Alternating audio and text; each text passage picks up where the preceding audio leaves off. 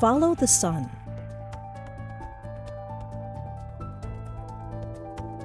Presented by Science at NASA. The sun. It inspires songs, warms us, and grows our food. Life on land and in the oceans, the daily weather, and long-term climate patterns happen primarily because of the energy we receive from our closest star. Even tiny variations in that energy can affect the workings of our planet's atmosphere. NASA uses instruments to follow the sun and monitor the amount of solar energy coming to us.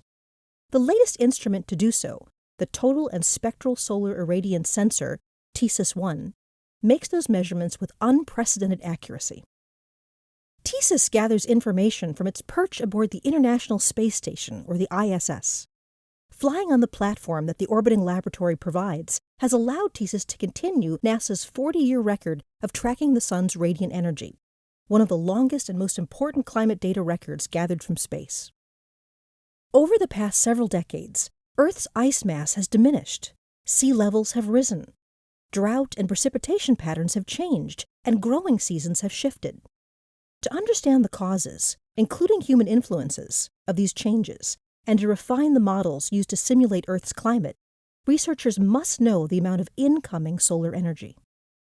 Peter Paluski, TSIS lead mission scientist, explains, when there's a balance between incoming energy from the sun and the infrared radiation Earth emits, climate remains steady. An imbalance means energy is either being stored in the system, causing temperature increases, or lost, causing temperature decreases. Energy from the sun makes up half of the balance equation. Even though the measurement record shows that the sun's solar energy output has not had a major influence in recent climate change, that output needs to be monitored continuously.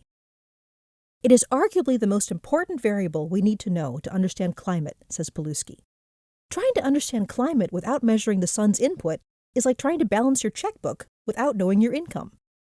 Climate is measured over long time spans, decades to centuries and longer, unlike weather that changes over small time scales. To be able to connect measurements over long time periods, continuity and accuracy are key.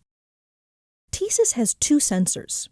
The Total Irradiance Monitor, as its name suggests, measures all of the radiant energy from the sun, and the Spectral Irradiance Monitor measures how that energy is distributed over ultraviolet, visible, and infrared wavelengths.